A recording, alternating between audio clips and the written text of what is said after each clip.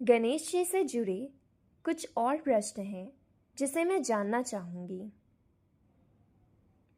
भगवान शिव इतनी छोटी सी बात पर गणेश जी का सिर काट दिए, या कोई और कारण है?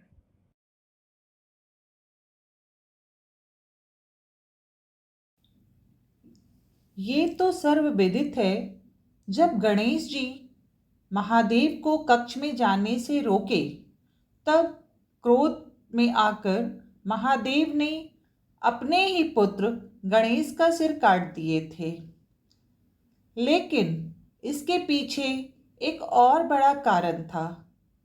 महादेव को मिला श्राप, जिसकी वजह से उन्होंने अपने ही पुत्र को पीड़ा पहुंचाई। शिव पुराण के अनुसार महादेव के दो भक्त थे, माली और सुमाली, जो बाद में जाकर राक्षस बन गए।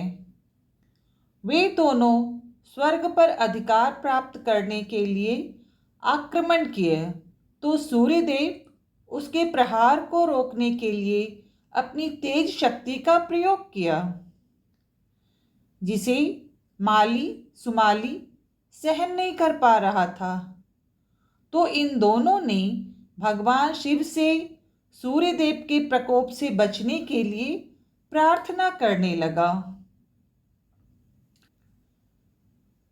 शिव जी अपने भक्तों को बचाने के लिए वहां प्रकट हुए और सूर्यदेव पर त्रिशूल से प्रहार कर दिए।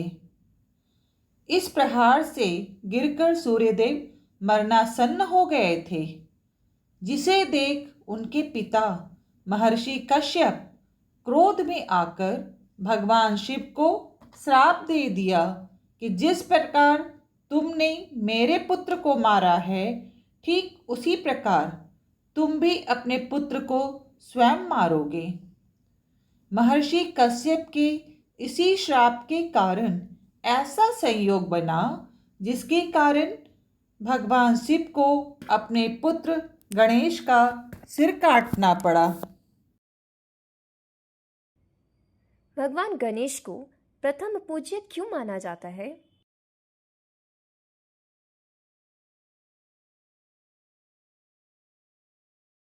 गणेश जी के प्रथम पूज्य होने के पीछे की कथा बहुत ही रोचक है। शास्त्रों के अनुसार एक बार गणेश जी और कार्तिकेय स्वामी के बीच प्रतियोगिता हुई कि कौन सबसे पहले संसार का चक्कर लगाकर लौटता है। कार्तिकेय स्वामी का वाहन मोर है। वे उस पर सवार होकर निकल गए। गणेश जी ने सोचा कि मेरा वाहन मूसक है, मैं इतनी जल्दी लौटकर नहीं आ सकूंगा। कार्तिकेय भैया ये प्रतियोगिता जीत जाएंगे। तब वे विचार कर अपने माता पिता शिवजी और माता पार्वती को ही पूरा लोक मानकर परिक्रमा करने लगे।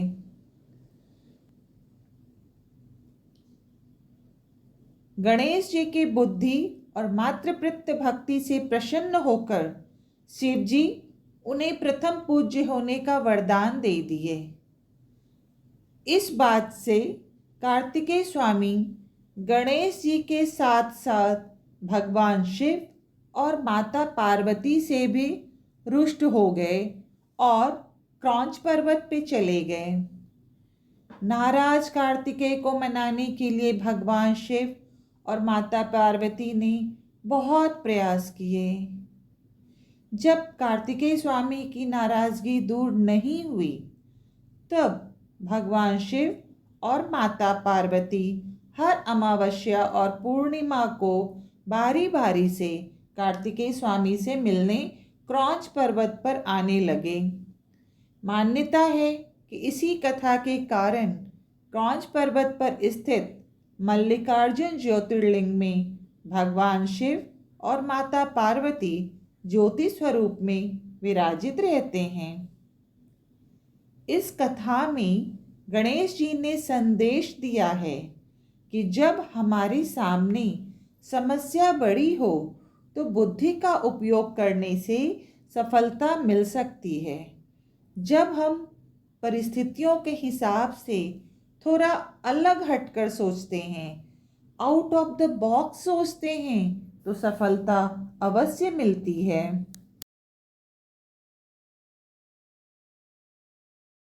मल्लिकार्जुन ज्योतिर्लिंग का दर्शन मैं छोटी थी तभी की हूँ, पर मुझे कथा पता नहीं।